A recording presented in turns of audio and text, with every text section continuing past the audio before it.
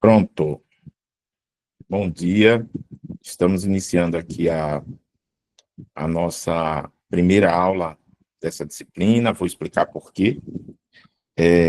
Ela seria há uma semana atrás, uma ou duas, e muito bem-vindos e muito bem-vindas. Essa aula está sendo gravada e vocês, se quiserem, não precisam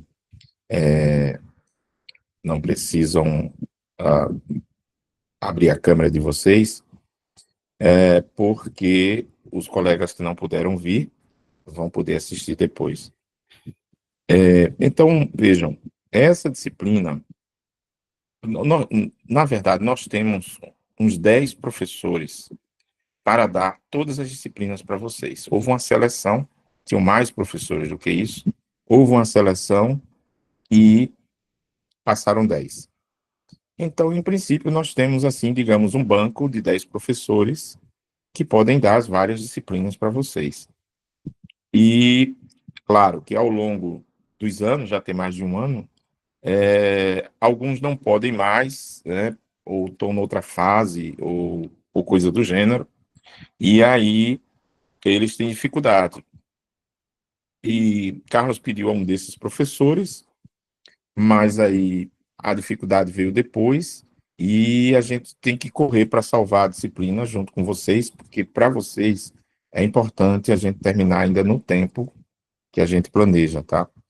E aí eu fiz o seguinte, eu pego essa disciplina, não é normal, até porque eu não faço parte dos 10, mas como coordenador eu posso, e posso também chamar um convidado que não está dos 10, tá? Esses 10 recebem bolsa de professor para dar aula a vocês. Se eu convidar alguém de fora, como será o próximo professor? Será um convidado do SESI School, que eu convidei já está acertado. Mas assim, eu posso ou convidar um professor de fora que não vai receber bolsa e que, portanto, vai fazer isso voluntariamente. Assim foi o professor Arthur e o professor Carlos da SOMAI. Esqueci até o sobrenome dele agora. Mas, assim, o professor Arthur Mainardi e o professor Carlos da SOMAI ficaram com a disciplina de robótica avançada. Eu queria muito que eles dessem essa disciplina, porque eles são os melhores do Brasil na área, né, no sentido de serem os fornecedores, eles terem vários cursos na área como empresa, e eles gentilmente aceitaram, porque tem uma colaboração conosco, com a rede de robótica. E como vai ser o próximo professor de vocês? O próximo professor de vocês certamente será Henrique Forest. Ele tem um nome, um apelido de mineiro muito comum, é mineiro.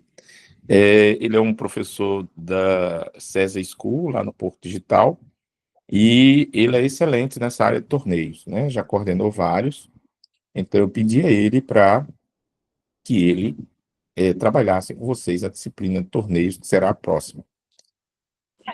E essa, como teve uma dificuldade com um professor da lista que foi chamado, então não havia tempo para a gente ir procurar outro professor, nem na lista, nem fora dela, digamos, né? Aí não tem problema. Eu disse a Carlos que, mesmo eu estando com vários projetos em andamento, eu assumo a disciplina, e é uma disciplina que a gente consegue tranquilamente, com o mesmo assunto, concentrar em 3 semanas. Então, vocês vão entrar mais uma semana em outubro, mas dá para a gente levar bem esse curso com vocês. Então, foi assim que eu vim aqui para essa disciplina com vocês. Será um prazer, né? A gente trabalha junto o tempo todo, embora eu fico nos bastidores, mas será um prazer trabalhar juntos e aqui numa disciplina, tá? Então, essa disciplina, ela carrega praticamente o nome do curso, não é verdade? O curso é de robótica educacional. E essa disciplina é robótica na educação. Tem muita coisa nessa área, mas a gente vai resumir naquilo que é mais objetivo. Teve uma pergunta aqui antes dessa gravação, se essa disciplina é prática ou teórica. Ela é teórica no sentido de que vocês não vão para laboratórios, não precisam ter prática mão na massa. Mas a gente vai discutir, além da teoria, alguns aspectos práticos. Alguns, né?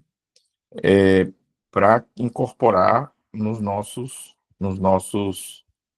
produções, que são textuais, né?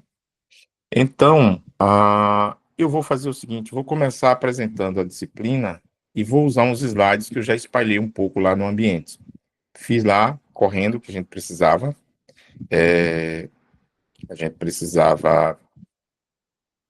começar, e se ela não começou exatamente no dia 22, como eu preferia, foi porque a gente precisava ajustar algumas coisas ainda, ver como ficaria com a próxima e, é, e ver qual seria o melhor material para vocês.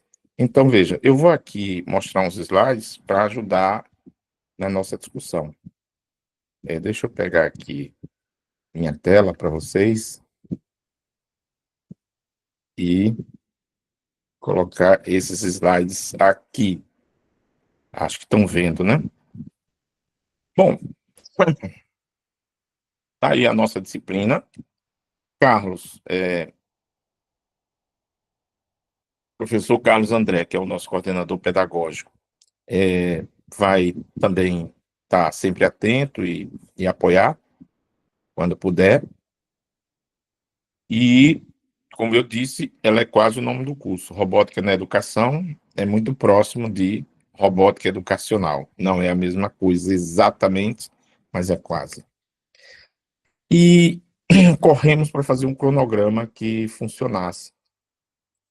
E Carlos me deu essas 3 datas semanais aí de sugestão, né? Porque ele já tinha dado essas datas, eu acho que para o professor que estava com a disciplina. Então, eu aproveitei as datas, eu acho que dá para a gente aproveitar. E aí, essas são as datas de início de semanas, tá? Essa aula introdutória hoje é muito geral, mas já entra no primeiro assunto, no assunto da semana 1, tá? Então, essa aula introdutória é isso que a gente já está vendo aqui, com esses slides aí parecendo papel milimetrado, folhinha de rascunho. Temos o plano de ensino, que está no ambiente, mas se precisar a gente abre ele aqui e vê mais detalhado. E aí, na semana 1, a gente vai trabalhar um pouco com os pensadores, né, da educação, os educadores, as pessoas. Aí tem psicólogos, tem pessoas de várias áreas que contribuíram com a educação, e a gente vai, como é que se diz? Estudar alguns deles, né? O que propuseram, e a educação no mundo segue um pouco dessas linhas que a gente vai ver aqui, para a gente até entender um pouco o que é que isso tem a ver, como é que a robótica entra nisso. Esse era um campo onde a robótica não estava. E por que ela vai entrar? Como é que ela entra? Então, a gente já vai começar a pensar nisso nesta semana, hoje, que é a semana 1, é o final da semana 1. Tá? E aí eu dou mais uns dias para vocês fazerem o trabalho e, a gente pode falar um pouco sobre ele. Então, dá para vocês fazerem e terminar com tranquilidade. Então, vamos ver como é que a robótica entra neste cenário grande das metodologias para a educação e como é que ela pode ser importante aí. Na semana 2, só termina, que começa no dia 29, termina no mês que vem, nós vamos ver um pouco das estratégias, quer dizer, que tipo de propostas, de atividades já foram utilizadas e que funcionam, que dão certo. E qual delas é um pouco assim, digamos, oficial, no sentido de que existem já ações oficiais no país e no mundo que a gente pode seguir para fazer isso funcionar bem nas escolas ou em outro lugar onde vocês queiram aplicar. Então, as estratégias como é que a gente vai levar a robótica para esses lugares. A gente não vai abarcar todas, mas a gente vai falar de algumas e no final dessa semana 2 eu vou pedir para vocês falarem de uma, escolherem uma e falar de uma. Esse é o trabalho. E na semana 3, termina no início de outubro, eu vou trabalhar com vocês projetos. Vou pedir para vocês fazerem um projeto simples. Esse projeto simples vai ser vocês primeiro fazerem um texto pequeno de fundamentação, de 1 a 4 páginas, e aí prepararem ou um plano de ensino, ou um plano de trabalho, se não for necessariamente uma aula, né, um mini curso, algo que seja, que tenha essas estratégias, que seja o plano de ação para concretizar essa atividade numa escola ou em outro lugar. É isso. Como objetivo geral, eu coloquei aqui que do curso, o objetivo geral dessa disciplina é preparar professores e outros profissionais, porque nem todos vocês aqui, eu acho que são exatamente professores, ou nem todos vocês aqui pretendem aplicar como professor, não tem problema. A maioria e foi assim que o curso foi pensado. Mas eu sei que tem alguns que não são exatamente. Então, tanto para professores e professoras como outros profissionais, planejar e aplicar atividades de robótica como recurso pedagógico. Você pode aplicar robótica para muita coisa. Você pode usar a robótica para servir cafezinho. É isso mesmo. A gente está montando um laboratório e já tem estudantes nossos pensando aí num robô recepcionista e tal. Mas aqui a gente vai trabalhar olhando para o robô como recurso pedagógico, tá? Um recurso para a educação. Então, esse é o objetivo geral. E na semana 1, nosso tema são as metodologias, as linhas educacionais.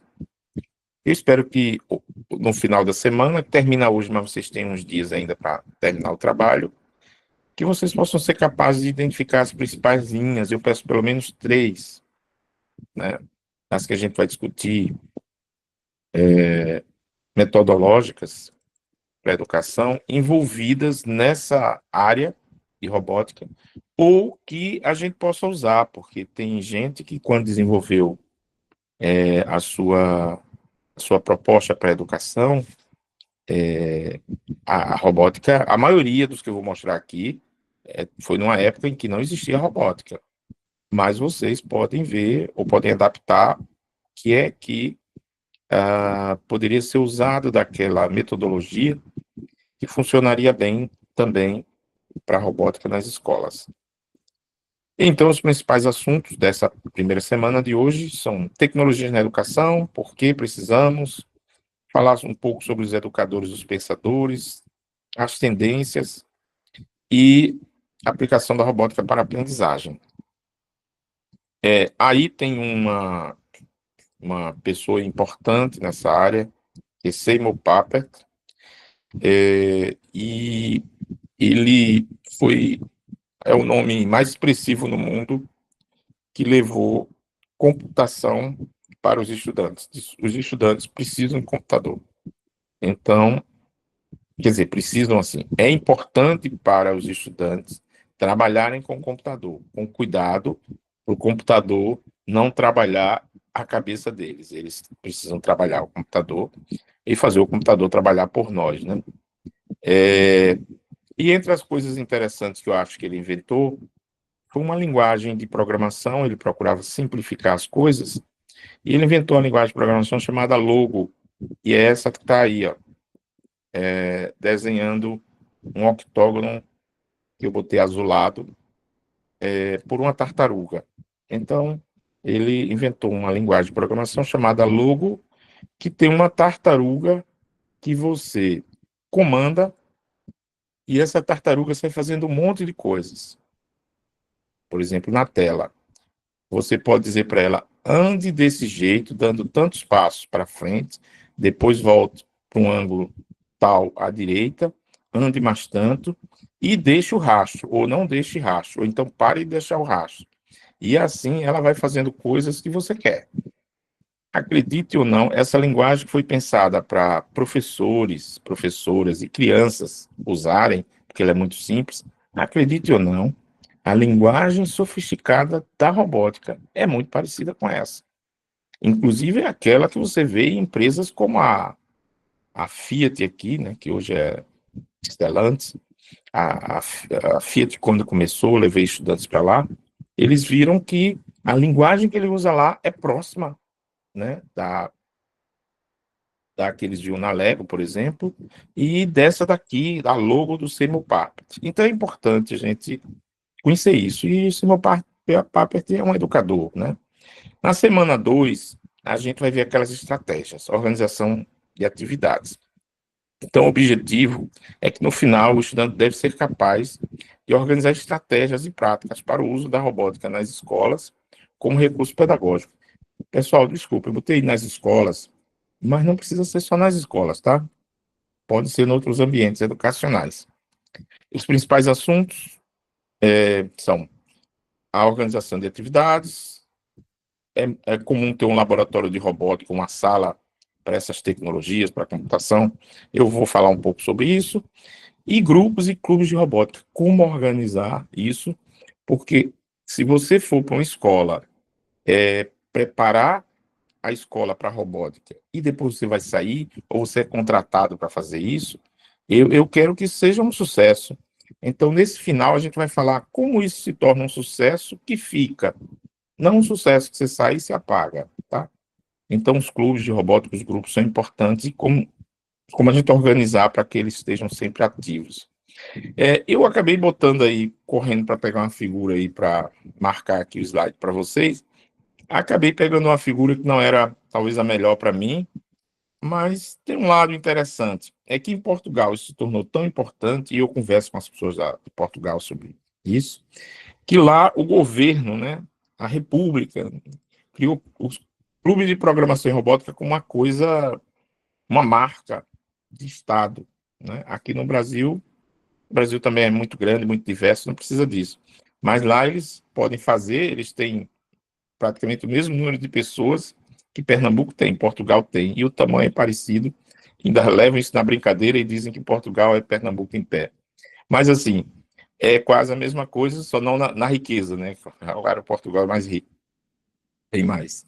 Então, lá, o governo criou isso como algo mais oficial, né? Os clubes de programação e robótica, tá? Podemos fazer aqui no Brasil, não foi feito ainda, mas é uma das estratégias que eu uso e gosto muito, acho que funciona. E na terceira semana, a gente vai ver como é que Secretaria de Educação, mas principalmente o MEC, com sua legislação e, como é que se diz, com suas orientações via vários instrumentos administrativos jurídicos, lidam com isso ou cobram. Então, no final dessa semana, o estudante deve ser capaz de analisar criticamente os parâmetros do MEC para computação em robótica, porque o MEC está colocando ênfase em computação, e robótica acaba tendo um destaque, mas, na visão de alguns, ele estaria dentro desse bojo da computação, né, das tecnologias digitais, é isso. Mas, assim, às vezes ele dá esse destaque, e aí eu aproveito para dar o destaque aqui, que é dado lá também. Então, computação e robótica educacional, relacionando-os com as demandas, desculpa, aí faltou um S, as demandas pedagógicas da educação básica. Então, a gente vai falar um pouco sobre o que é que tem lá no MEC e que a gente precisa se pautar por elas. O MEC, inclusive, da última legislação, ele está dando como último prazo para as escolas implementarem o ano que vem toda a parte de, digamos assim, alfabetização digital, coisa do gênero, computação, robótica. nas escolas. E aí é importante, já que vocês estão nesse curso, né, o ano que vem todo mundo vai ter que ter isso funcionando, não só no currículo, mas funcionando.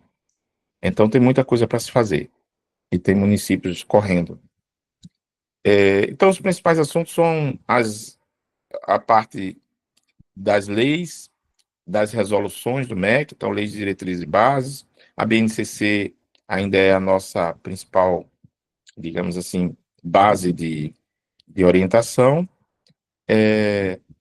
o que o MEC recomenda de atuações, e aí vocês vão trabalhar um projeto pedagógico, um plano de ensino, ou quem não for fazer exatamente algo que é um curso, uma aula, um plano de trabalho, né? Para a gente finalizar a terceira semana e assim finalizar essa disciplina. É isso. Então, alguém está fazendo alguma pergunta aí, Gina? Eu não vejo. Mas é isso. Se Sim, a gente já vai passar para a Fabrício. próxima. Pode dizer. Não, né? É isso? É Fabrício. Fabrício quer Oi, falar. Fabrício. Fala aí, Fabrício.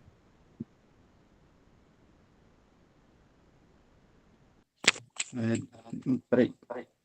É que o. Tá dando retorno aqui.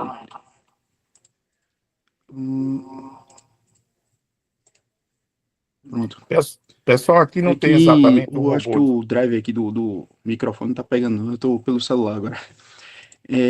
Professor, o senhor botou a atividade um pensando na quarta ou na terça? Porque tá um segundo da quarta-feira lá. A entrega. Um segundo da quarta-feira. Não, foi pensando na terça. Né? Na terça, né? É, Então, é até é, terça, no caso. mas dá para vocês entregarem. A gente vai falar sobre isso. Até terça. Porque, assim, vocês já provavelmente já vão começar a trabalhar na outra, né? Es- dentro dessa primeira semana, como ela começou um pouquinho tarde, a gente pode ver se é possível mais um dia.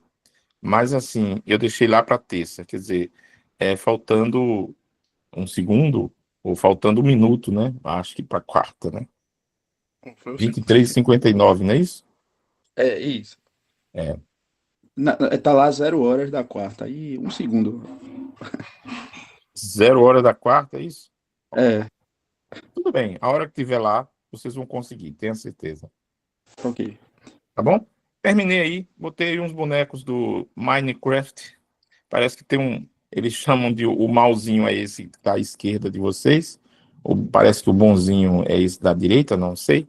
Mas isso também tem a ver um pouco com esse mundo da robótica e com o que o MEC quer para o ano que vem dessas novas tecnologias na vida dos estudantes, em todas as escolas, tá? Parar essa daqui e vou. E vamos fazer o seguinte: eu vou agora começar, vou falar sobre o assunto de hoje e o trabalho que vocês vão fazer, tá? Então vamos lá. Eu vou mostrar mais um conjunto de slides aqui para nos ajudar.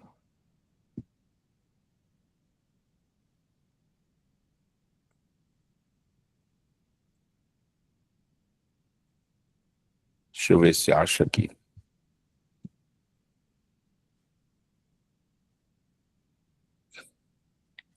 Será que vocês estão vendo aí?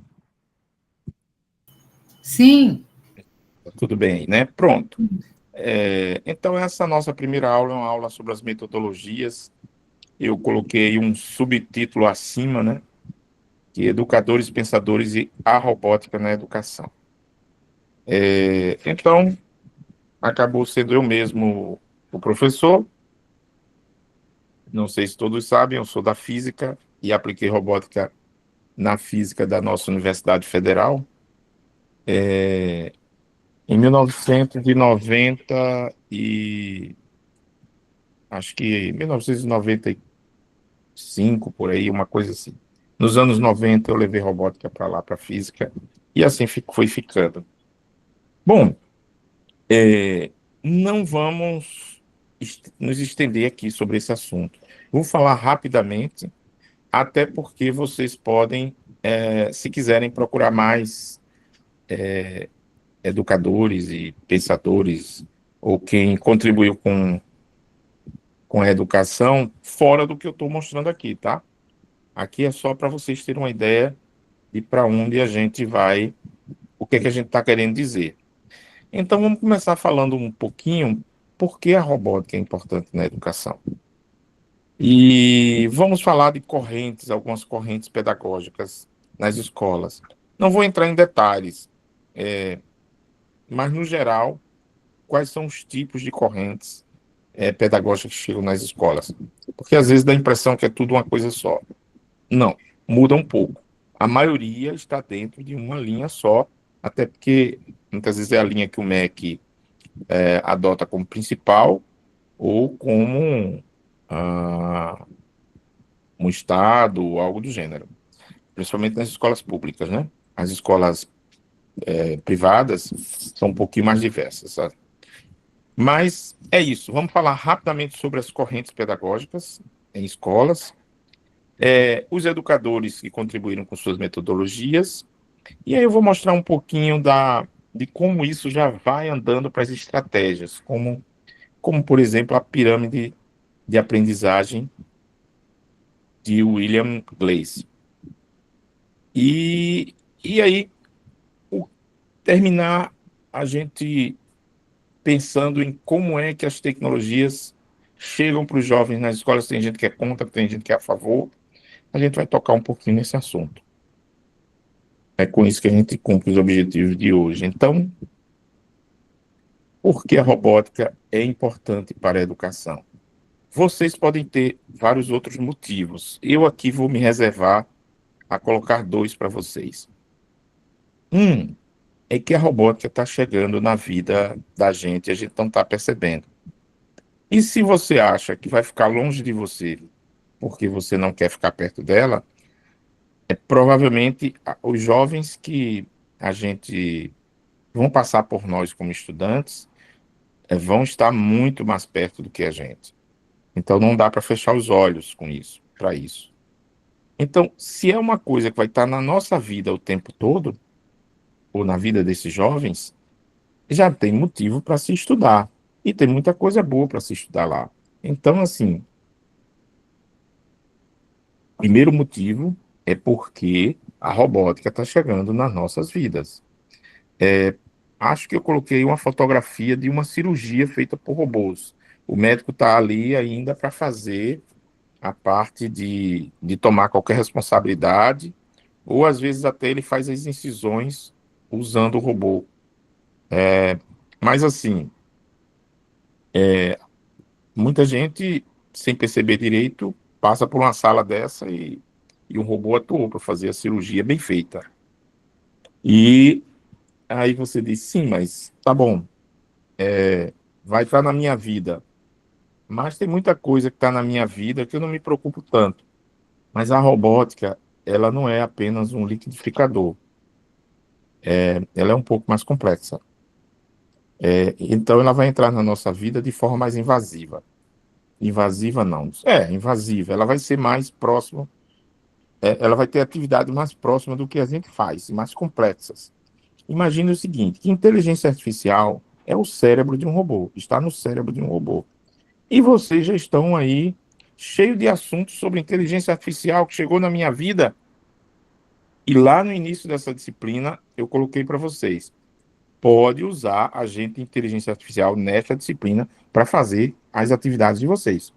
Por isso que eu estou dizendo a vocês, dá tempo sim entregar terça-feira, porque vocês vão ter esse suporte e a gente pode falar um pouco mais sobre isso, tá? No final. Então, assim, só a IA, que é uma parte que a robótica usa, já está entrando nas nossas vidas. E quem tem um pouquinho mais de dinheiro, que compra um robô para limpar a casa, de R$ 800 por aí, já tem robô em casa.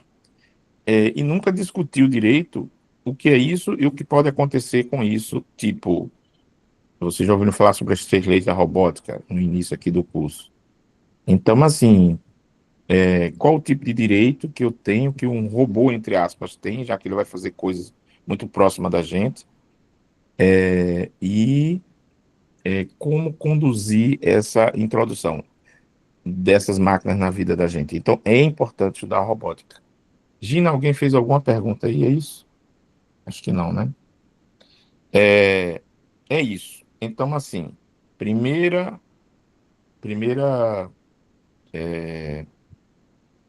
importância da gente levar a robótica para as escolas como assunto, é para estudar a robótica como assunto, como uma parte da ciência que chega nova, trazendo um monte de coisas. Segundo, é porque se descobriu, hoje já se sabiam, em parte, que para você desenvolver robótica, desenvolver robôs, você junta uma cesta de disciplinas. Claro, tem as principais, assim, digamos, né? A parte das ciências, física, matemática também está no meio, né? Ciências, matemática. Aí nas ciências você tem física, tem um pouco de química, principalmente nos acumuladores de energia, mas tem outras áreas da robótica. E você tem até a biologia, porque às vezes você quer fazer um robô. Ai, ó, eu vi um robô aranha. Aí muita gente, crianças e adultos, diz eu vi um robô aranha em algum lugar. Mas quando você vai olhar, realmente parece com aranha.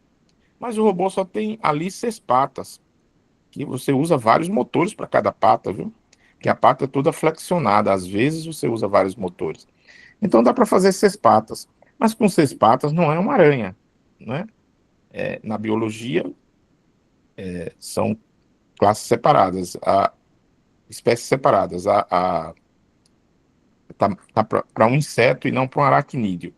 Então, assim, isso é biologia. Você vai fazer um robô, acabaram de fazer um robô que está causando um impacto bom, inclusive o Sebrae estava falando sobre isso, que está subindo nas palmeiras lá do Pará para tirar, como é que chama? Eu não sei exatamente se chama os coquinhos do açaí, para tirar o fruto do açaí em cima do pé da palmeira.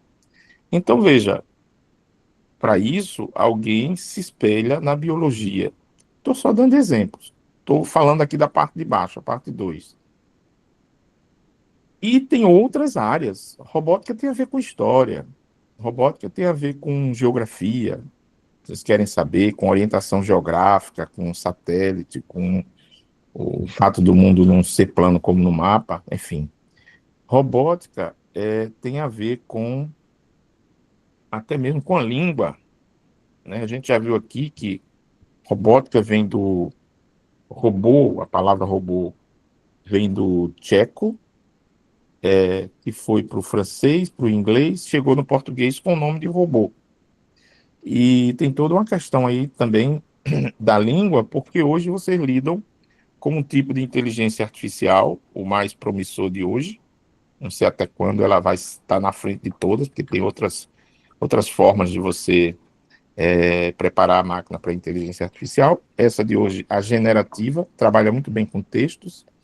E esses textos têm todo o lado aí da língua. Então, assim, robótica acaba, sabe, no bom sentido, se emaranhando com um monte de, de disciplinas, de componentes curriculares, forma uma cesta, e é uma cesta boa, porque às vezes os nossos estudantes não estão com muita animação para ir para a escola, para enfrentar uma sala de aula, e aí eles veem que robô é um desafio importante, né? Como se fosse fazer o próprio boneco. Às vezes usa um robô para fazer disputa, para quem gosta de disputa. Às vezes, às vezes cria um robô para fazer outros tipos de brincadeiras. E aí a robótica não tem esse peso que tem a minha disciplina, que é física, não tem esse peso para alguns que têm a história e outras mais, a língua. Então você acaba estudando tudo isso dentro da cesta que a robótica precisa para o desenvolvimento como um todo da área. Então, assim, ela é importante porque ela está nas nossas vidas, porque ela deve ser um assunto a ser estudado. E ela é importante porque ela está junto com as disciplinas e quando os estudantes praticam, eles estão, na verdade, aprendendo outras disciplinas que às vezes não é fácil para alguns estudantes estudar só isso em sala de aula. É isso. Mas vocês podem dizer os motivos de vocês, tá? Eu estou falando dois aqui, e pode ser que vocês concordem só com esses dois, mas pode ser que vocês digam, eu tenho um outro aqui muito bom. E quais são essas principais correntes, então, da, da educação de forma solta, sem, vou falar primeiro sem robótica, tá? Quais são essas principais correntes ou tendências das metodologias educacionais nas escolas?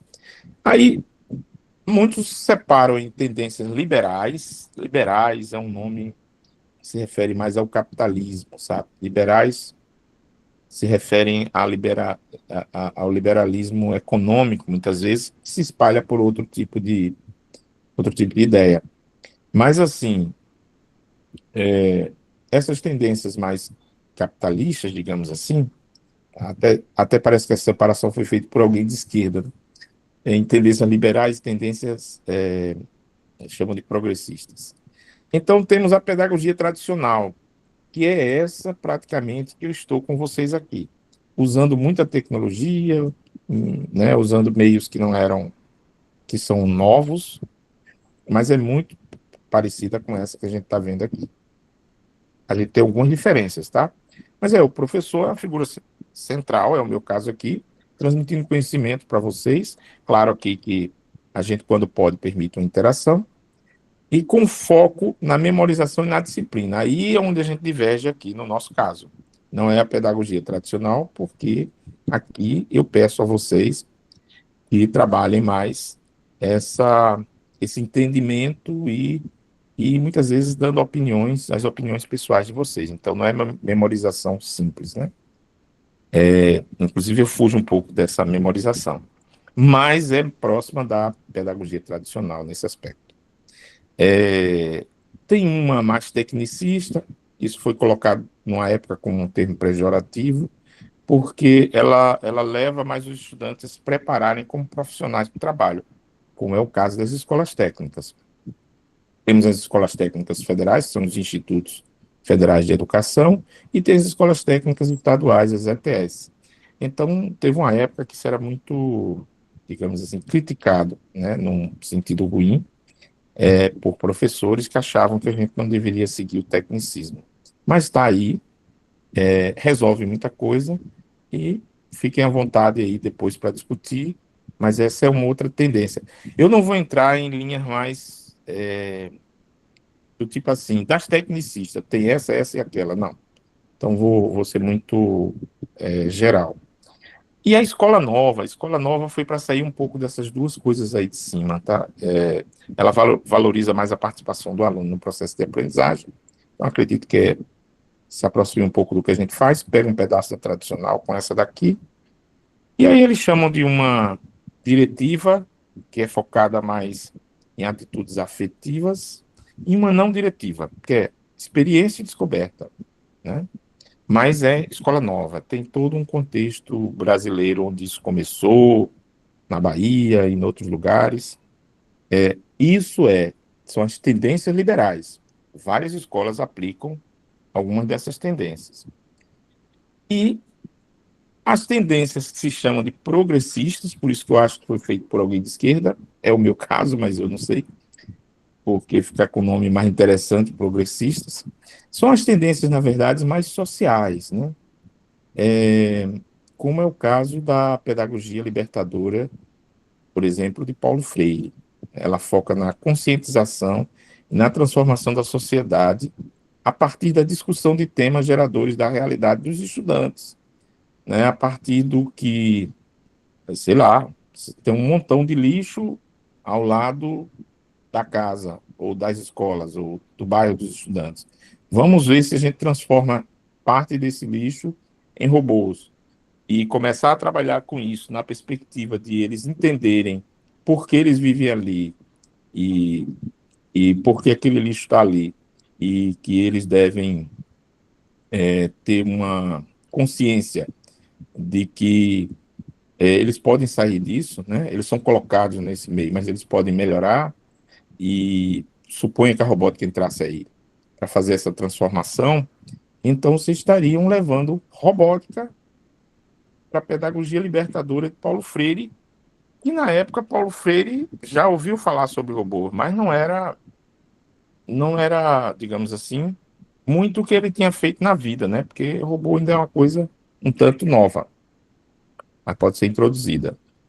Pedagogia libertária, aí é muito mais contra o autoritarismo, é muito mais política. Se a de Paulo Freire é considerada política, tem gente até que usa o nome dele aí para politicamente de forma muito dura, então imagine as pedagogias libertárias. É contra o autoritarismo, defende autogerenciamento e liberdade do aluno. Quer dizer, o aluno praticamente, o professor é meio que um assistente do aluno, é um pouco disso. E, enfim, e tem toda uma questão política também. E a pedagogia histórico-crítica, aí tem um pouco da realidade histórica, social, buscando a conscientização e a transformação da sociedade através do conhecimento. Então, assim, a interação com o conteúdo tem essa linha mais social e histórica. Tem várias coisas dentro disso. Mas vamos. Aí, veja, aqui eu não falei sobre escolas, como se diz, montessoriana ou de vários outros tipos. Estão dentro dessas 6 tendências aí, mais ou menos, que a gente colocou. 3 liberais e 3 progressistas. Fiquem à vontade para estudar do jeito que querem. Aqui nessa aula, a gente não consegue ir muito longe. Então, pelo menos, fiz esse resumão grande aí. Vamos ver alguns, né, pensadores, educadores que contribuíram com a área e as metodologias deles por cima. Então, parece o mais antigo de todos e nada mais antigo que ele, mas não é tão assim. Jean Piaget é mais ou menos contemporâneo de Lev Vygotsky, né? E aí eu botei os dois juntos aqui, tá? Não necessariamente. Então, para Jean Piaget, o conhecimento se constrói através da ação do sujeito sobre o objeto. Mas Jean Piaget era muito do princípio de que a biologia, o sujeito aí, ele é, claro, um sujeito biológico e que ele passa por amadurecimento biológico, físico e mental. E isso influencia a forma como ele vê o mundo, como ele aprende, o que é que ele precisa e como ele vai fazer. Então, se a gente for ver como poderia levar a robótica para aí é talvez na linha do construtivismo piagetiano, que muita gente ainda usa. Então, permite que os estudantes construam conhecimento manipulando peças, programando e testando hipóteses em ciclos de experimentação ativa.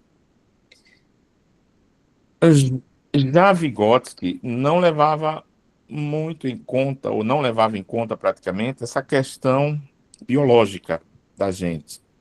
Era mais da nossa mente e as relações com o mundo. Então, para Vygotsky, a aprendizagem ocorre na interação social e na zona de desenvolvimento proximal. Isso é chave na construção de Vygotsky, das coisas sobre a aprendizagem nosso do ser humano. Essa zona de desenvolvimento proximal. É assim, você pode por si só fazer várias coisas, inclusive tem uma oficinazinha de robótica em casa. Mas você faz coisas interessantes, mas não vai além dali. E aí, ou você vendo outras coisas que lhe levam além, ou um colega, ou um grupo de colega que sabe um pouco mais que você, numa área, não precisa saber em tudo, mas alguém que sabe mais de eletrônica, ou que sabe mais de programação, vai levá-lo a algo além, se eles se integrarem com você. Então, você está na zona de desenvolvimento proximal, quer dizer, ao seu redor tem cabeças ou tem objetos que lhe levam além do que você é capaz. Então, o para Vygotsky, essa relação essa interação com o mundo, com as pessoas, é importantíssima e é ela que lhe faz se desenvolver educacionalmente, tá? Então, assim, no caso desses projetos de robótica, promove colaboração entre pares. Então, é comum você dizer, não, eu vou usar uma estratégia, já estou falando da aula que vem, viu? Vou usar uma estratégia, botar 4 estudantes por mesa e um kit de robótica no meio. Às vezes você está pensando até administrativamente, a escola não tem um kit para cada aluno, mas tem uma vantagem aí, pensando aqui no que Vygotsky fala, de que você, ao botar 4 alunos, 4 estudantes por mesa com kit, e de repente cada um faz uma coisa, se for o caso, o que sabe mais, você está desenvolvendo os 4 ao mesmo tempo com conhecimento deles mesmos, né? E começam a fazer isso em conjunto. E leva outras coisas, colaboração e tudo mais. Então, os alunos mais experientes auxiliam os iniciantes, ou o aluno que sabe mais de uma coisa auxilia um que sabe mais outra coisa. E aí ele chama isso de andaime, tem até um termo em inglês que eles usam, cognitivos para resolver desafios coletivamente. Então, para Vygotsky, essa questão biológica ele não usa, não fala muito sobre esse desenvolvimento, mas fala sobre essa interação com as pessoas.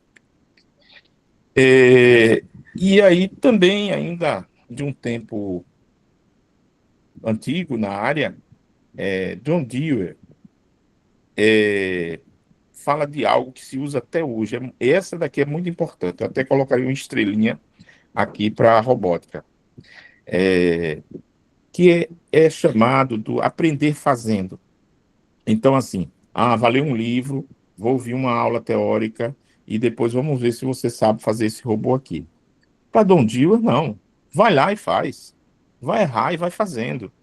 Então, no Brasil, esse termo de John Dewey, ele tem autores aqui que já traduziram isso, colocaram isso como...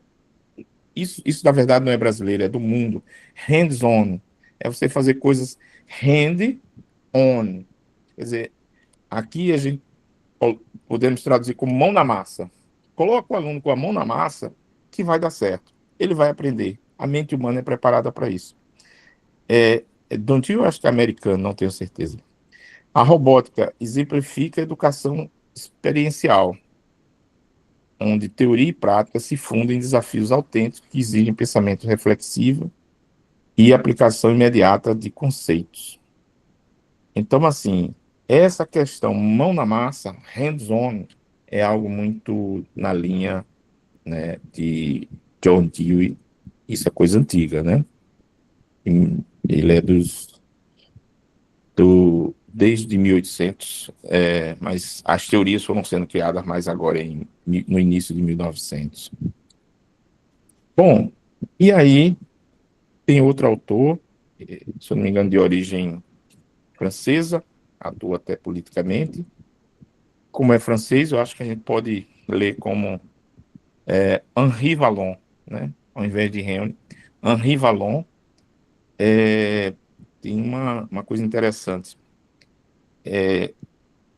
Tem um pouco a ver com aquelas questões sociais que a gente acabou de falar, da relação, mas ele fala na afetividade que pouca gente usa, né, às vezes. A gente passou muito tempo desprezando essa relação afetiva. Se o aluno está bem afetivamente, ele acredita que ele vai aprender melhor a parte cognitiva. E por isso você precisa equilibrar todas essas forças da pessoa, do estudante. Então, o desenvolvimento não pode ser só de uma parte. Tipo assim, o estudante está muito mal, em casa o problema é sério, em outros lugares, mas ele aprende muito bem. Então, para Henri Vallon, você precisa de ter um equilíbrio. E a gente pode fazer isso na robótica. A gente pode trabalhar as questões de frustração, como é que ele, né, tem alegria com a conquista, mas isso não ultrapassa de um certo limite e tal. Então, assim, é algo que hoje em dia a gente dá mais valor do que dava há um tempo atrás aqui no Brasil, né? O MEC, inclusive, já botou isso há algum tempo nas suas diretrizes. Vamos ver aí, Jerome Brunner é da aprendizagem espiral, quer dizer, você aprende um pouco sobre alguma coisa, mas não é o suficiente. Mas tá bom, é melhor que tenha aprendido do que nada. Depois você volta lá e aprende mais um pouco, só que você melhora. E aí você vai voltando e melhorando, e aí você vai trabalhando com conceitos que não são fáceis, não são, como a gente dizia na graduação, triviais. Então, uma forma de você fazer isso é você fazer revisitas ao assunto. E, se possível, de formas um pouquinho diferentes, para ir vendo outros ângulos. Então, é possível sim, e nos currículos de robótica a gente avança gradualmente. A gente vai das coisas mais simples, né? Talvez a pilha seja algo simples, motor, e depois a gente vai para os algoritmos vai para a programação simples, depois para os algoritmos que podem até exigir inteligência artificial. Então, assim, você volta para o mesmo, praticamente, assunto, de forma aí, incorporando um pouco mais de complexidade e aprendendo todo. Olha uma figura aí que é destaque nessa nossa relação aqui, é Seymour Papert. Seymour Papert é famoso porque introduziu as tecnologias na educação, acho que uma boa parte no MIT, nos Estados Unidos, e eu destaco aqui de que as crianças devem programar computadores e não serem programadas por eles. Ele quer dizer que a gente, em princípio, está acima dos computadores. Eu vou mais além agora, dando um salto. Ele faleceu em 2016. A gente está acima da inteligência artificial, e se a gente começa a se sentir abaixo, opa, tem alguma coisa preocupante. Então, assim, a gente deve aprender com essas máquinas, elas são importantes, mas a gente, em princípio, está numa parte da órbita um pouco acima. Tem outras coisas que a gente sabe fazer, pode fazer, e tem que refletir que nós somos os criadores dessas máquinas, nós somos os criadores desses algoritmos, né? Então, no caso de Seymour Papert, que trabalhava com construcionismo, ele criou a linguagem Logo, eu falei para vocês, da tartaruguinha, por exemplo, e ele revolucionou a área de robótica. A robótica do Lego, essa do Lego que famosa, fui lá no laboratório dele, tá? E foi trabalhado. A Lego não tinha isso. Eram só uns bloquinhos de encaixe mecânico e ficava ali. Já eram bonitinhos o suficiente, mas não faziam o que hoje fazem. Esses blocos podem ser acoplados com motores e sensores, e eles sobem rampa, entre aspas, salvam vidas, levam essas vidas, entre aspas, para hospitais, que a gente tira como área, né? Então participam dessas competições e interagem e sentem o mundo, né? E, enfim, então, assim, isso Papert levou adiante com seu grupo e hoje a gente usa aí nos torneios de robótica, né? Então, ele saiu dessa parte da tartaruguinha na tela do computador para fazer robôs que andam mesmo, né? Antigamente, a tartaruga dele tinha uma versão física. A tartaruga andava na sala. Tinha uma versão física que fazia na tela, ela podia fazer na sala. E você botava um lápis no meio dela, tem um furo, onde ela poderia riscar, quando você dizia, deixa o rastro. Ela apertava o lápis no chão e o lápis riscava onde você queria e desenhava o que você queria. Mas, independente disso, essa parte moderna da robótica já veio com o grupo de Papert, e isso é um dos destaques hoje na área de robótica educacional. Aí a gente sai um pouco daqui da linha, e aí vem para Paulo Freire, e Paulo Freire trabalha uma perspectiva um pouco mais política, né? Então, Para Paulo Freire, educação é a prática da liberdade e problematização da realidade. Se você, para Paulo Freire, se você diz que está educando alguém e você não dá a essa pessoa essa força e essa consciência da libertação de algumas amarras que alguém prendeu porque você era, entre aspas, ignorante e agora você não é mais, então você não está fazendo muito. Se você não fizer isso libertar de forma libertadora, você não está fazendo muito pela pessoa, a educação não está resolvendo muito.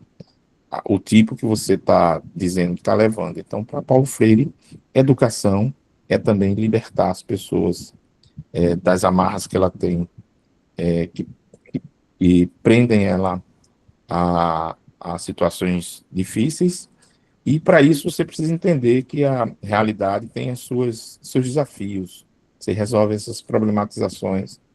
E Paulo Freire não falava muito em robótica, mas as pessoas que atuavam com Paulo Freire falavam, olha, a robótica tem tudo a ver com freiriano, com pensamento freiriano. Então, a robótica pode ser uma ferramenta de empoderamento, quando estudantes criam soluções tecnológicas para problemas reais de suas comunidades, tornando-se agentes transformadores, né? Tem vários exemplos disso, né? E a gente está aplicando de verdade isso aqui em Recife, no interior. Eu tenho alguns projetos com isso. Então, é possível sim desenvolver. Fiquem à vontade para estudar com mais profundidade. Tem mais pensadores que esses, tá? Eu coloquei alguns aqui. Todos esses que eu falei para vocês, vou dizer uma notícia triste aqui. Morreram. Todos morreram. Só tem um aqui que eu vou falar que ainda está vivo, que é Edgar Morin. Eu não sei se alguém aqui já ouviu falar em Edgar Morin. Edgar Morin ainda está vivo, com quase 100 anos de idade. Mais de 100 anos. E eu não sei se ele ainda está vivo, não tenho certeza não, tá? Mas eu tive a felicidade de, há poucos anos atrás, 3 anos atrás, mais eu acho, né? 3 ou 4 anos atrás, 4 anos atrás, eu tive a felicidade de, de ir para um evento mundial no Rio, em que Edgar Morin falou pela última vez, quer dizer, a felicidade é pelo menos ouvi-lo, né? Porque ele não vinha mais, não pode viajar mais no mundo, e foi feito um pedido especial, era para o Brasil e tal, e a família liberou pela última vez para ele viajar, porque os médicos disseram que ele não podia mais viajar, principalmente de avião e viagem longa, porque ele estava com 100 anos de idade, se eu não me engano, perto disso. Foi quando eu assisti num congresso no Rio, Edgar Morin falando, muito bom. Então eu tive essa oportunidade. Ele é o único vivo, talvez, ainda nessa lista, não tenho certeza. E Edgar Morin fala sobre a, essa fragmentação das coisas que a gente aprende, né, do pensamento. E ele disse que a gente pode integrar essas coisas. A gente, a, a gente tem ainda um tipo de aprendizagem, de ensino muito cartesiano, onde a gente separa tudo, e ele disse que se torna mais complexo, né? Então, os projetos de robótica são interessantes, e Edgar Morin é contemporâneo, porque eles naturalmente integram física, matemática, programação, né? Ainda entra design, entra ética, entre outras coisas, e combatem isso que ele sempre reclama dessa super hiper especialização em áreas muito restritas, né? E aí o jovem pode desenvolver uma visão mais sistêmica do que resolver, do que é a vida, né? Porque às vezes você estuda a molécula tal, é, um fenômeno aqui que você se interessa muito, que é um fenômeno localizado. Mas você não estuda, às vezes você precisa estudar o clima, a natureza, os oceanos, são coisas mais gerais, e é assim que ele acha que o conhecimento deve ser desenvolvido. Então, para ele, a robótica faz essa integração. Aquela sexta, lembra de disciplinas que eu falei? Para ele, a robótica, isso é Edgar Morin. Para dar assim, uma pitada do que a gente vai ver mais na frente, tem algumas aplicações. Eu coloquei aí um dos estudos de William Glasser, não só foi ele, mas Ele acha que é uma pessoa da área de comunicação e um pouco de educação. Então, ele pensou como uma pessoa aprende melhor, né? Ou quanto aprende. E aí existe essa proposta dele que é muito usada, trabalhada para discussão, que é o seguinte: vou trazer um exemplo aqui para a gente não ficar voando muito. Vamos supor que você quer aprender a consertar ventilador. Vou chutar aqui. Você quer aprender a consertar ventilador. Se você só ler sobre o conserto, para ele, você adquire mais ou menos uns 10% do conhecimento geral. Não é do conhecimento que o mundo tem, é da compreensão geral, de entender tudo, independente de livros e tal. Então, assim, no sentido de você conseguir consertar. Então, se você só lê para ele, você aprende uns 10%. Isso é uma proposta. Se você conseguir, depois de ler, escrever sobre isso, você, quer dizer, aprende, na verdade, assim, o que é que na sua mente, o que é mentalizado, o que como é que se diz, fica consciente, esse conhecimento fica consciente, né? Enfim. E aí, se você escreve sobre ele, você vai para 20% dessa evolução. Se você observa alguém fazendo, você já aumenta um pouco mais. Antes você não tinha observado ninguém fazendo, só leu, escreveu um pouco sobre o que acha que seria, agora você está observando alguém fazendo. Isso já aumenta um pouco mais.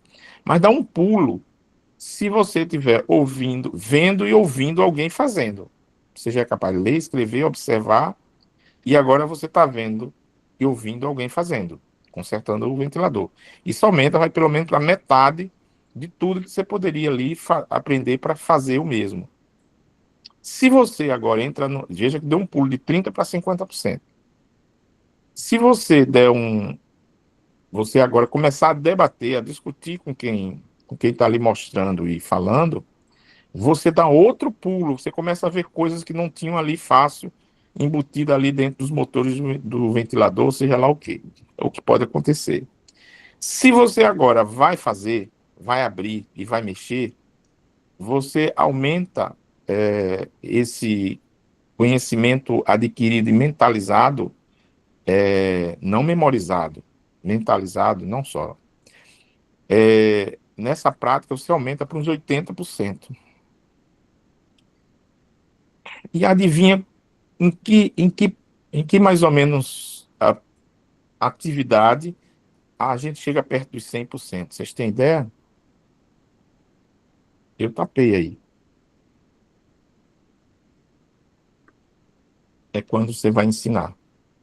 Quando você vai ensinar a um monte de gente ou alguém como consertar um ventilador, aí, na hora que você está ensinando, você ainda não tem os 90%. Você tem uns, às vezes, você tem uns 80%. E quando você vai ensinar, você acaba adquirindo o restante. Eu estou dizendo isso porque, e dizendo assim, olha, já olha para isso como uma estratégia, se quiser, né? Não precisa usar essa estratégia para usar outras. Estratégia lá para as atividades.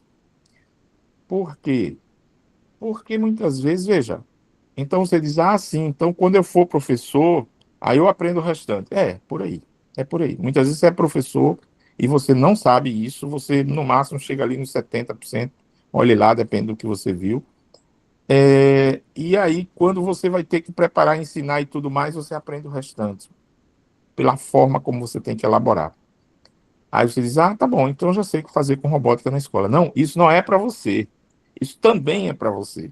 Isso é o seguinte, se você quiser que essa estratégia funcione, que os estudantes aprendam, você vai colocar o estudante para ensinar. É ele que vai ensinar. E aí ele vai chegar. Não é, como professor, é você que ensina tudo mais. Eu estou falando nos grupos, a estratégia de grupo, a estratégia de final de trabalho. Quando o estudante vai apresentar o trabalho, sem perceber direito, ele acaba aprendendo muita coisa que ele não estava muito bem na cabeça dele, na hora que ele vai apresentar. Então, assim, ensinar faz você ver muito melhor tudo que você já faz, que sabe fazer na mão e que já ouviu, já escreveu e tudo mais, entende? É só para dar uma pitada nisso. Uma observação importante aí que as pessoas da área de aprendizagem ativa adoram, né? É isso aqui. É que as primeiras, se vocês olharem, são passivas, está aqui em laranja. Você está ali meio parado, ou meio que olhando, ou meio que ouvindo, né? Mesmo escrevendo, que eu acho que é um pouco mais ativo, eu não sei por que colocam como passivo, mas ainda é considerado passivo. Não é você que muda as coisas. Quando você passa a discutir, você já é mais ativo. Então você mesmo começa a guiar essa sua aprendizagem. Enfim, e ensinar nem se fala. Então, tá aí. Quem gosta de aprendizagens ativas, gosta muito dessa estratificação aí. E aí, quer dizer que a Gláucia tecnologia pediu a vem. palavra, professor. Gláucia. Oi, Gláucia pediu a palavra. Oi, Isso. Gláucia. Oi, Oi, professor. Gláucia. Sim. Acho que semana retrasada, alguma coisa do tipo, Sim. eu estive numa palestra e o palestrante disse que essa pirâmide aí é um mito. Não tem Isso. um parâmetro, né? Não existe, né? Um parâmetro para se medir. É por isso que eu disse a vocês, isso é uma coisa que ele escreveu, mas assim, eu não sei o quanto isso foi medido, né, Gláucia? Diz que até a neurologia também, né? Bate de frente com Desculpe. a neurologia também bate de frente, né? Com essa parte da pirâmide, né? Esse tipo de mensurar, né? Digamos assim, o quanto que o aluno aprende, né? Que a É, neurologia também bate de frente, porque diz que não existe, né? Assim, na ótica da neurologia, né? é verdade, também já ouvi isso. É, É verdade. O pessoal de metodologias ativas às vezes gostam, Gláucia, porque faz essa comparação aí, tá? Mas assim, é verdade. Inclusive por isso que eu ressalvei essas quantidades aqui, esse percentual, esses saltos, né? E eu não sei, mesmo que essa escala existisse, mas se os saltos seriam esses, né? Mas assim, vamos pegar o que está lá no início da pirâmide e o que está no final. Eu não sei se vocês têm por experiência própria que vocês aprenderam melhor algo quando vocês passaram para a fase de ensinar, ou não. Ou isso não foi verdadeiro com vocês. Eu acredito, tipo, que na verdade a gente sabe que as pessoas aprendem de forma diferente. E essa questão de ser um mito ou não faz com muito que a gente reflita como a gente aprende, né? Porque hoje a gente tem diversas maneiras. É claro que você ensinar é porque você tem o domínio daquilo, mas eu acredito também que e a gente perpassa todos esses passos aí. Verdade. Acho que uma coisa importante também, que apesar de como a colega colocou aí, não ter exatamente um parâmetro, sei lá, mas eu acredito que a pirâmide ela chega a fazer sentido, sim, de alguma forma. Eu não vou entrar em detalhes aqui em questão de porcentagens, mas eu acredito que todo mundo, pelo menos, já ouviu falar alguma vez em pessoas que às vezes nem sabem ler, nem sabem escrever, são, com relação a isso, analfabetas, mas que vão consertar um ventilador, vão consertar uma televisão, e fazem isso assim, com extrema maestria, sabe? Que se fosse, por exemplo, para outras pessoas, fosse eu, por exemplo, para fazer, teria que ler, que buscar, que assistir algum vídeo, alguma coisa, muito para poder conseguir fazer, às vezes, um concerto simples. E pessoas que, às vezes, nem sabem ler, mas por terem praticado ali, tem esse conhecimento e praticar sempre, fazem aquilo ali com uma naturalidade extremamente impressionante. então, Verdade. a crítica é justamente em cima disso, professor. Né? Uhum. Tá ali vendo uma pessoa que sabe ler, e você está dizendo ali que ela aprendeu 10%, porque só lê, só lê, só lê.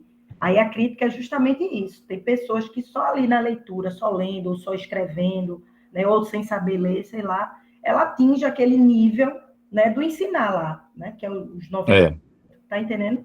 entendi. que é Ô, justamente Gláucia, uma delas. uma coisa para chamar a atenção também, que eu não sei se eu chamei a atenção de vocês, é que o William Gleiser é um cara da comunicação, não é da educação, né? Então faz muito sentido a crítica, tá? Também. E eu gosto dessa crítica, eu acho melhor a gente aprender assim. Então, assim, ele é um cara da comunicação, mas, assim, é, pegando a crítica e fazendo lá a pergunta, eu não sei exatamente quem falou depois, mas principalmente o antepenúltimo, algo do tipo assim: olha, essa pirâmide talvez não seja assim exatamente, mas tem alguma coisa diferente entre ensinar e ler. Eu leio, eu ensino. E vocês podem até dizer assim: não, de forma alguma. Tem gente, para algumas pessoas, se existisse essa pirâmide, seria de cabeça para baixo. Pode ser que seja, né? Então, eu suponho que William Gleiser, como mais um comunicador do que um educador, essa é a experiência dele, né? De repente, né? Eu não Ô, sei se ele professor, fez pesquisa. Pode dizer. assim, a gente não tem como fugir que o aprendizado acontece entre a teoria e prática. Não basta só teoria, tem que, tem que ter a prática mesmo. Eu acho que é na prática ali que é concretizado o aprendizado, entendeu? Por exemplo, quando nós estamos na sala de aula lá ensinando algum problema de matemática, alguma questão de matemática, o aluno ele vai aprender quando ele for resolver aquela questão, que às vezes ele vai errar, depois vai ver onde foi que errou, vai tentar novamente, e aí até ele chegar a acertar a questão e acontecer o aprendizado. Então, a teoria e a prática, é assim que acontece, né? Lógico, né? Tem os autodidatas, a gente não pode fugir disso, tem pessoas que têm uma maneira mais fácil de aprender, né? Tem uma facilidade maior de aprender, mas na maioria, no geral, né, é a teoria junto com a prática. Verdade. É. Aí, Isso professor, é o mais. Isso é o só mais. somando aí Sim. a fala de Eliezer, é quando a gente pode conceituar, né, pessoas letradas e não letradas, né? Porque a gente vê que as pessoas que não são letradas, na prática, elas aprendem divinamente pela prática. E já as pessoas mais letradas conseguem unir, né, o que leem à sua prática.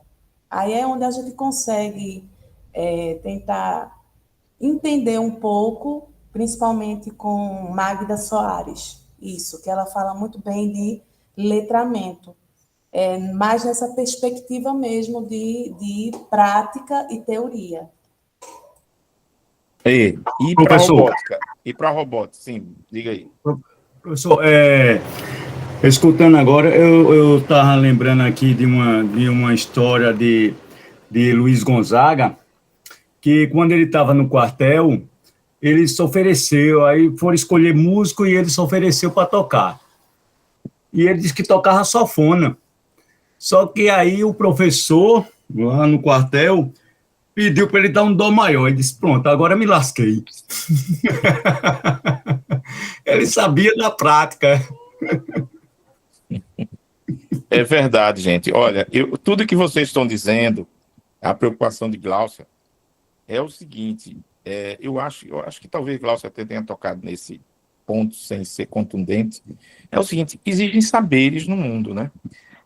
Existe uma concepção de que as universidades são o centro dos saberes. Eu gosto um pouco dessa concepção, nem todo mundo gosta, mas assim, deveria ser, se não são, deveria ser, ou se consideram, deveria acontecer o seguinte: o que aconteceu, por exemplo, na abertura de uma universidade nova importante, foi a Universidade de Brasília, e que esqueci o nome de um dos nossos sociólogos importantes, e atuou com Brizola, Darcy Ribeiro, né? Darcy Ribeiro. E quando foram criar a Universidade de Brasília, eles vão criar com essa concepção. Então, a concepção é o seguinte: se isso aqui é o centro do saber, né? Não, aqui só tem os doutores que já passaram tal fase, já passaram por essa pirâmide toda, ou não, né? Ou foram até metade dela, já estava bom. Mas assim, ou só leram, escreveram, só leram, escreveram. Tem esse também negócio. Mas assim, então a universidade que vai ser criada com essa concepção importante, que na época era a Universidade de Brasília, então assim, Darcy Ribeiro e outros disseram não. Se ela vai ser o centro do saber, ela tem que ser como deveria ser. Existem saberes que os doutores da universidade ainda não têm, né? Por exemplo, eu não tenho certeza do local, mas assim, um dos exemplos lá da Universidade de Brasília é que viram que a melhor construção de casas de madeira era feita por um senhor de Belém do Pará, se eu não me engano. E aí, eles queriam juntar os saberes lá. Só que esse senhor, ele não tinha passado por escolas assim, por universidade, não tinha estudado arquitetura, mas ele tinha isso na cabeça dele, ele sabia fazer. Então, para o estilo da universidade que estava criando naquela época, e que deveria ser até hoje, parece que ela mudou um pouco, traz aqui essa pessoa que tem esse saber, mesmo sem ela, sei lá, não sabe ler, não sabe escrever, sei lá o quê, e eu não tenho certeza se eles davam algum título de doutor honoris causa para uma pessoa que tem notório saber naquela área, pelo menos saber prático, e essa pessoa vai dar aula aos doutores. Por exemplo, o médico que leva a óbito 5%, o obstetra que leva a óbito 5% das suas pacientes mulheres. E a parteira lá do interior da Paraíba, que nunca perdeu nenhuma criança, nenhuma mulher. Estou fazendo autoficção, mas existe próximo disso que eu estou dizendo.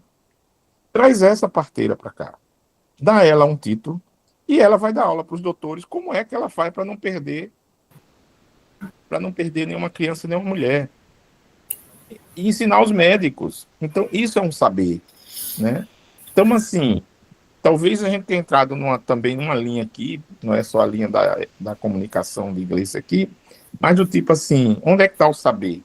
Quem é que sabe mais? Por quê? Enfim. Então, assim, tudo isso está contemplado. Na conversa de vocês, tudo isso está contemplado. E essa pirâmide, eu achei ela muito matemática para o que era Gleiser, mas é dito que essa é a pirâmide dele, entende? Mas, assim, tudo isso está contemplado e talvez dê para entender o lado esquerdo, o lado direito da pirâmide, o meio, né? Enfim, eu acho que meus estudantes, eles ficam muito melhores, assim, muito mais tranquilos com os assuntos, no sentido de parecer entender mais. Quando eu chego à fase final, eu digo, tá bom, agora você vai preparar aqui o que você fez na prática e na teoria, e você vai ali explicar para a gente. Eu acho que melhora. Acho que melhora. Mas não estou seguindo a pirâmide aqui. Estou falando talvez dos extremos dela, né? Mas, gente, que bom que isso provocou uma polêmica, né? Achei que ia ser aquela aula sem muito... Eu vou prosseguir, só tenho 2 slides e a gente fecha, tá? Para a gente conversar, tá bom? E depois eu vou Luiz entrar pediu na a aula... palavra. Luiz Albuquerque. Sim, Luiz. Diga, Luiz. Professor, bom dia. Bom dia. Eu vou fazer uma pergunta ao senhor. Quer dizer, pode até parecer uma pergunta boba, né? Mas, assim, até entre teoria e prática, assim, no meu ponto de vista, eu acho que a teoria ela seria bem compreendida se o aluno tivesse primeiro a prática. Porque, por exemplo, quando a gente chega na universidade, aí tem aquela parte, demonstre isso, prove aquilo. Quer dizer, sem o aluno ter, eu acho, se ele tivesse a prática, talvez aquela teoria fosse bem compreendida, ou melhor, né? Eu não sei. Aí eu queria fazer a pergunta assim, o que é que o senhor acha que seria o ideal? Seria primeiro a prática e depois a teoria, ou ou como é feito normalmente? Luiz, é importante que você disse no sentido seguinte. A gente estudou aqui um pensador, que é John Dewey, que ele diz assim, mão na massa, bote a mão na massa que o estudante ele vai até procurar o que ele precisa da teoria depois, se ele tiver dificuldade. Eu acho que é nessa linha mais que você está colocando. E tem outras aqui que dizem o seguinte, que você, outros pensadores, talvez um pouco mais políticos, que você deve contextualizar aquele tema para o estudante. Por que ele está aprendendo aquilo? Porque onde é que ele vai usar? O que é aquilo mesmo? Porque às vezes ele não faz nem ideia. Eu, como professor, eu tenho que ter cuidado e às vezes eu pergunto aos alunos, porque nem sempre eu percebo, e os estudantes falam, professor, muito bem, mas eu estou meio perdido, né? Então, assim, isso que você está dizendo se ele tiver a prática, talvez, porque a prática ela é mais acessível ao ser humano, né? O ser humano não nasceu escrevendo. O ser humano, desculpe, nasceu no sentido assim, o ser humano, nos primórdios, não veio já junto com a biologia escrevendo. O ser humano talvez venha falando, né? Os primeiros hominídeos tinham uma fala diferente, e mais primitiva, mas ele veio falando, mas ele não veio escrevendo. Então, escrever, alguns chamam até de tecnologia, dizem uma tecnologia, uma coisa nova. Mas, assim, Luiz, isso que você está dizendo é importante, mas principalmente no sentido seguinte, deve primeiro colocar o estudante na prática ou no embate em que ele perceba, agora eu captei, o famoso eu captei, mestre, eu sei o que é, porque eu conheço isso aqui, isso tem na minha rua, então eu já vi isso aqui, eu sei o que é. E aí ele vai estudar com, digamos assim, com os canais mentais abertos para tentar ver como é que essas coisas se encaixam. A outra é a seguinte, Luiz, tem gente que trabalha com os construtos básicos da mente. Dizem o seguinte, que quando você está se desenvolvendo desde criança, você passa o mundo é muito rico, mas a cabeça não é vazia, tá? Porque a biologia já deixa alguma coisa lá desde bebê. Mas, assim, é pouco. E aí você começa, tem gente até que brinca, diz, começa a absorver o mundo como uma esponja. Então os bebês aprendem muito rápido, aprendem muita coisa. E a cabeça ainda está se formando. Ali estão os construtos. Os construtos são o seguinte, o que é que você vai arrumando uma coisa em cima da outra, às vezes as caixas, os tijolos, se fosse pensar assim, caem, rearruma de novo um pouco e continua, mas os próximos conhecimentos na sua cabeça vêm muito em cima daqueles que você já teve. E se você teve traumas, às vezes isso traz algumas dificuldades para algum tipo de conhecimento e coisas do gênero. Então, assim, a prática, como é algo que eu acho que é mais natural do ser humano, acho que é uma boa forma de começar. Como você falou, a prática. Agora, ela não é definidora de tudo, né? Eu acho que Glaucia falou nisso. Alguém que lê, você vai ler algo que se identifica e você lê com cuidado, você acaba aprendendo muito ali já, né?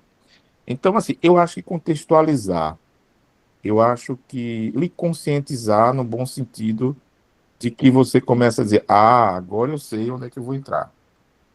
Que assunto é esse, qual é o meu interesse, e a gente precisa ganhar interesse também. Então, prática é importantíssima. Aqui tem o Espaço Ciência, não sei se você já ouviu falar, aqui em Recife, e a gente trabalhava muito com a linha mão na massa. E é bom porque os pais trazem as crianças e os pais também entram nisso, mesmo nunca tendo estudado aquele assunto, né? Então, eu acho a prática muito boa. Em robótica, por isso que eu perguntei, e em robótica? Em robótica, eu acho que isso é uma estratégia fortíssima. O professor, inclusive... Vai errando. Pode dizer. Inclusive, hoje, o governo federal, ele implantou agora no Brasil inteiro o Mais Ciência na Escola, que trabalha a cultura make, né? Que é a mão na massa, né? Essa palavrinha Exatamente. make, né? Que é fazer, né? É o fazer, é o fazedor. Aí se você sozinho, aí então chama todo mundo junto, o grupo, uma equipe, vamos fazer, vamos colocar a mão na massa e fazer. Então essa cultura make, né? Então hoje ele trabalhando muito na prática, né? No fazer, né? Você desenvolver, criar, usar a criatividade, né? Colocando a mão na massa, né? Exatamente, exatamente. E aí, em cima desses construtos que vocês falaram,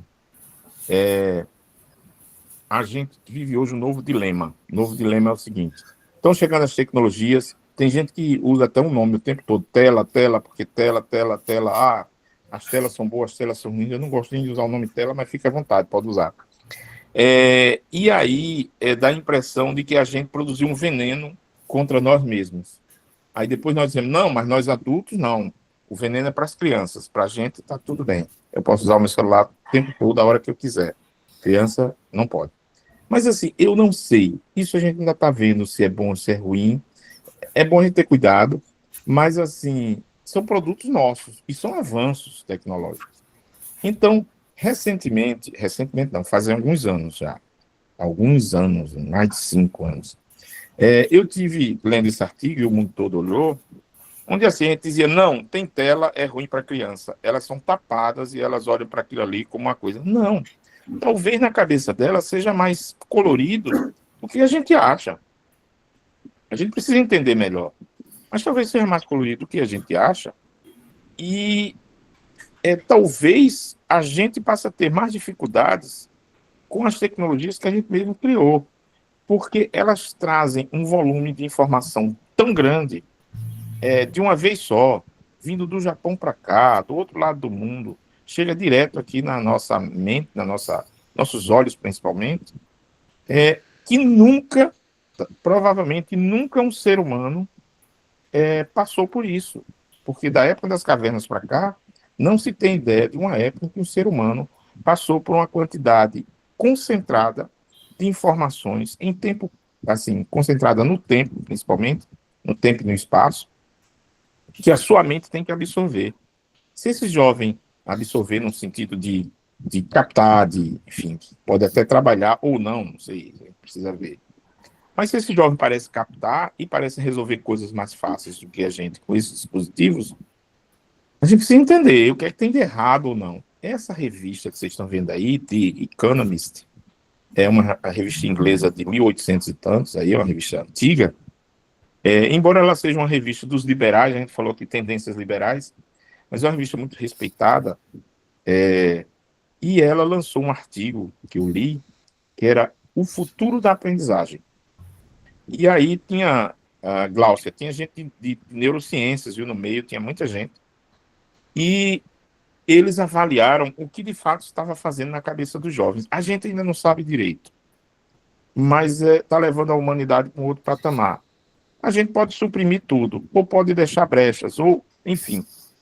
Mas, em princípio, é um novo patamar de desenvolvimento, que só precisa de alguns cuidados. E por que isso acontece, segundo a revista? Eu não vou falar do artigo da revista, que não tem tempo aqui. Mas, assim, resumindo, é porque isso está acontecendo numa fase em que o cérebro é muito plástico ainda. O cérebro da gente, ele vai perdendo a plasticidade no sentido de você moldar realmente as estruturas lá para acho que os 23 anos de idade. Isso não tem data precisa, mas há quem fale nisso. Então, assim, a gente vai, os construtos, as coisas que a gente vai acumulando no cérebro e camadas em cima de camadas, parece uma coisa desse tipo, não é exatamente assim, parece se estabilizando. Não quer dizer que você passa o restante da vida evoluindo, né, em princípio. Mas você se equilibra mais lá para os 20, 23 anos de idade, enfim, antes de ter uma adolescência turbulenta. Mas quando criança, ele é muito plástico. E até a adolescência ainda é muito plástico. Então, você começa a ter esse bolo de informações compiladas ou não, vindo dos 4 cantos do mundo, direto para a sua frente ali, uma tela, ou seja lá o que for, numa forma nunca antes experimentada pelo ser humano. Então a gente não sabe muito bem o que vai acontecer, mas que esses jovens podem resolver coisas que a gente não resolveu, com cuidado, né? Então, eu vou terminar essa parte expositiva aqui, porque senão eu não vou cumprir com vocês de dizer que a aula tem discussão, se bem que a gente já fez um bocado de discussão aqui, né? E, olha, desculpa aí que eu botei alguns motivos meio infantis aí, mas tem coisas também para adultos, porque esse curso, nossa, essa disciplina, e a gente mira mais na educação básica, mas em princípio, que a gente discute aqui, pode ir da pré-escola, às vezes até antes, mas da pré-escola à universidade, viu? Vocês podem ter alunos universitários, vocês podem dar aula na universidade e usar isso, o que a gente está discutindo aqui. Então, a disciplina vai de um canto a outro. Era isso. Deixa eu sair aqui. E... Luiz pediu a palavra. Luiz Pois Albuquerque. não, Luiz, fala aí. Agora eu estou vendo vocês, antes eu não estava vendo, não. Diga, Luiz.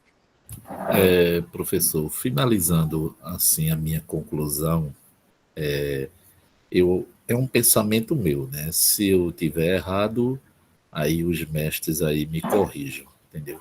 Agora eu acho assim que quando a pessoa lê, ele toma ciência de que aquilo existe, né? Quando ele lê. Agora eu acho assim que para aprender mesmo tem que ser com a mão na massa, como o senhor falou, né? Na prática. Quer dizer, isso é um ponto de vista meu. Se eu tiver errado, alguém me corrija aí. Tá? É Bom, seu e de muita gente, viu, Luiz? Mas bom dia. é seu e de muita gente esse ponto de vista. Só que, como eu digo, né, essas coisas não são talvez tão universais assim, principalmente na educação. Bom, é isso. Então, assim, vocês vão poder usar IA nessa disciplina, olha só, hein? E aí? Vocês dizem assim, mas eu já usava, mesmo escondido quando o professor não queria. Mas aqui vocês podem usar abertamente, tá? Aqui ninguém esconde. Aí vocês têm lá a primeira tarefa, podem pegar o apoio ou não, podem fazer isso de forma independente. Então, eu já tive uma primeira conversa com os tutores, mas vou ter uma conversa melhor sobre isso. E a ideia é porque, assim, hoje em dia, como em pouco tempo, de 2022, a gente sofreu um impacto com o desenvolvimento dos algoritmos da IA generativa, e como ela tem muitos dados no mundo via internet, isso ajudou a alimentar. Porque hoje em dia, os algoritmos de inteligência artificial, antes a gente treinava os algoritmos. A gente dizia o que é que a gente queria e eles tentavam reproduzir isso de forma muito simples. E aí a gente dizia está errado ou está certo. Mas tinha que ter um tempo todo um ser humano alimentando. Hoje em dia, eles já podem se alimentar, digamos assim, sozinhos. Então, é uma coisa até preocupante. Mas, assim, então estão muito bons. Então, vocês podem usar, porque, assim, vocês estão numa disciplina de um curso moderno e a gente não tem esse preconceito, digamos assim, forte aqui. Preconceito todos os animais têm, sabe? Mas, assim, o que a gente não faz é levar isso para uma coisa, como é que se diz? De desrespeito, né? Ou de coisas do gênero. Ou misturar com outras coisas. Mas, assim, a gente é uma tecnologia nova, a gente quer usar. A gente só quer saber se ela é adequada. Essa é adequada para vocês. É como se fosse o novo martelo do ser humano, a nova chave de fenda, só que para o cérebro. Então, bem-vindos e bem-vindas agora ao que alguns já estão começando a chamar como co-inteligência. Co-inteligência é a inteligência irmã nossa trabalhando do lado. tá? Então, vai ajudar vocês quando vocês disserem, poxa, professor Francisco ou professor Chico pediu isso, mas eu estou sem ideia. Eu queria fazer isso no domingo para me resolver logo. Ou a minha cabeça está parecendo vazia. Então você. A sua menina falou enciclopédia britânica. Então vocês podem pegar a IA e dizer assim: olha, me dá aqui uma motivação, né? Vamos começar a falar desse assunto. Preciso falar pouco, não é um problema, tá? E depois vejam o que está lá. Se for o caso, faça as adaptações de vocês, tá? E, e isso vocês vão levar para quando vocês forem trabalhar com robótica também. Só que hoje ela se tornou um instrumento importantíssimo também para gerar código de computador. Então, se vocês forem fazer uma programação para um robô e tem dificuldades, não quer dizer que vocês possam não ter algum tipo de problema, mas vocês podem pedir o apoio da IA, de um agente de inteligência artificial. Agora, os agentes de inteligência artificial, eles usam, na base deles, blocos de redes neurais. Redes neurais é algo que tenta imitar o nosso cérebro, como aquele que eu falei do cérebro plástico lá dos alunos, dos estudantes. Só que esse cérebro tecnológico que a gente está falando aqui, artificial, chamado rede neural artificial, ele não tem limitações biológicas. Então, se conseguirem mais computadores, mais processamento e tudo mais, ele vai longe. Então, esse é o medo da IA, que a gente não sabe para onde ela vai. A gente, de repente, está criando o que não deveria ter criado. Não sei, espero que não. Então, vejam só, podem usar, usem com tranquilidade nessa disciplina, mas com responsabilidade, com ética. E, como eu disse a vocês, mesmo quando tiverem sem inspiração, peçam inspiração a IA e comecem. Para produzir textos também, de repente, para corrigir textos também, tá? E lá no final do material de vocês, se puderem, se possível, digam o que usaram, né? IA que usou e tal, e o que pediu. Isso não é um problema agora, né? O importante é que vocês continuem, que vocês tenham a capacidade, é isso, né? Porque eu usei aqui os termos na disciplina, que vocês serão capazes de. Então, vocês têm a capacidade de fazer o que é para fazer aqui. É isso. Mas eu usei sim, é a sua chave de fenda, a sua caneta, seu martelo, né? E que vocês entendam o que tem aqui, tá? Entendam, porque muita coisa está nós humanos, lembre-se aí, né, de Paulo Freire, não, eu falei do outro.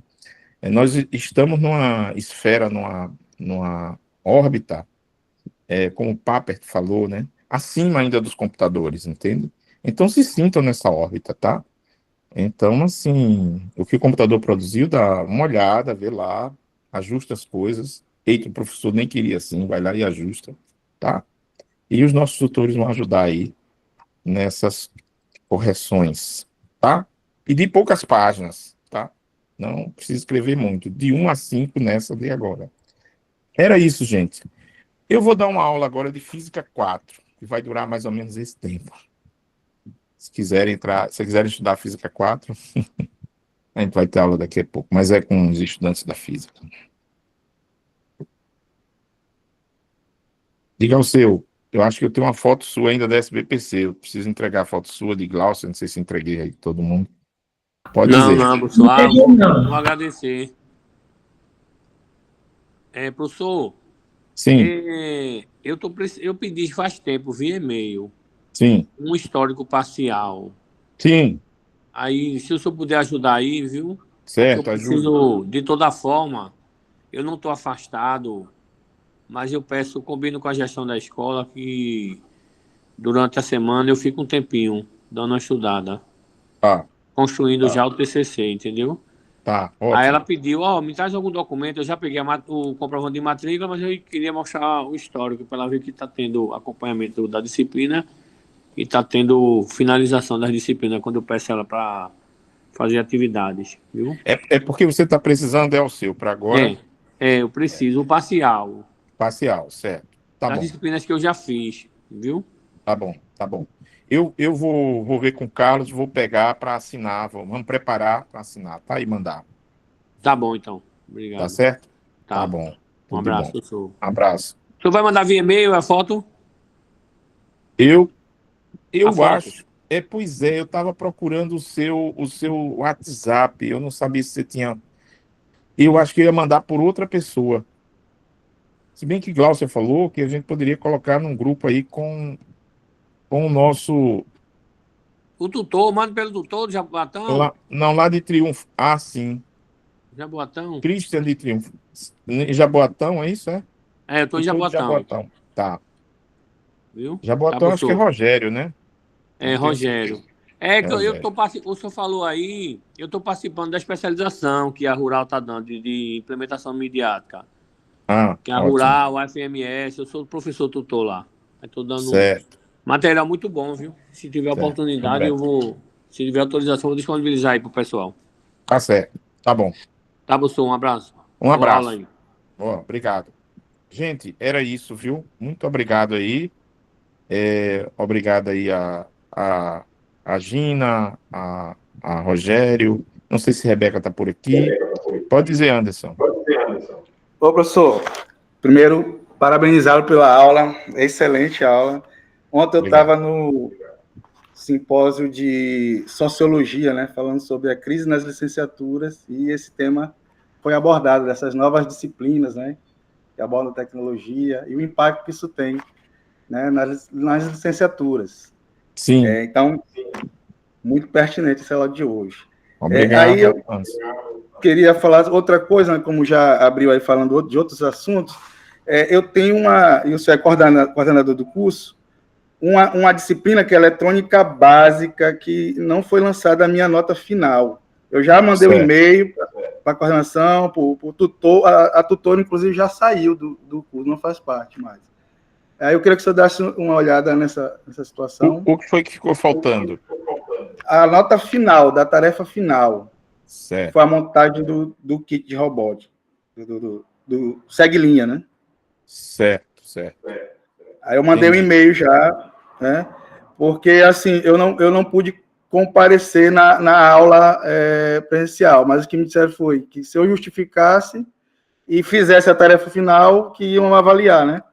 Aí eu ainda não Sim. tive nenhum retorno da avaliação, se foi aceito, se não foi, eu queria só Vou, esclarecer. vou falar com o Carlos Anderson, a gente resolve isso. Tá, obrigado, professor. Agradeço. Nada. Parabéns mais uma vez. Obrigado. Gente, eu vou aqui, para não deixar meus estudantes de Física 4 aqui no vazio, digamos assim, eu vou entrar na próxima aula, tá?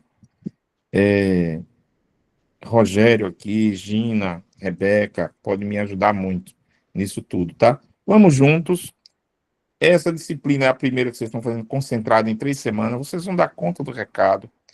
Vocês vão usar muito IA, eu acredito, mas vão usar bem. E quero que vocês discutam, né? Aqui, o slide que eu achei que ia ter menos discussão, se ninguém vai dar muito valor, isso aqui foi o que vocês mais discutiram, né? Foi ótimo. Foi ótimo, porque nessa discussão, esqueci de botar isso lá na pirâmide, viu? Tá lá na pirâmide. Nessa discussão a gente aprende muito. É isso. Obrigado e até a próxima. Tchau, tchau, professor. Tchau. Obrigado.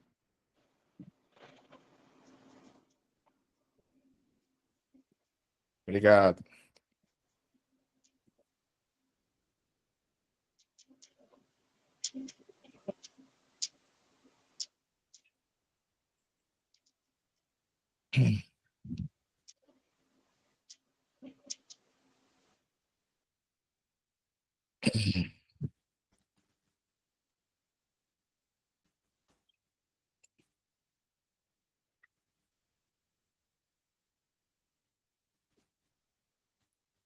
Oi, Rebeca, desculpe, não tinha visto você aqui.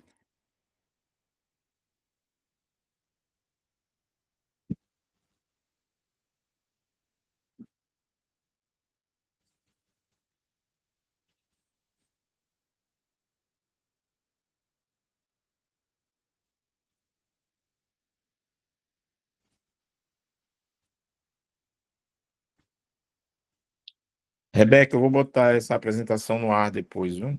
E os slides.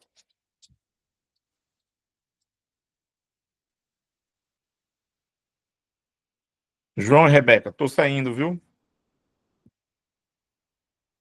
Obrigado.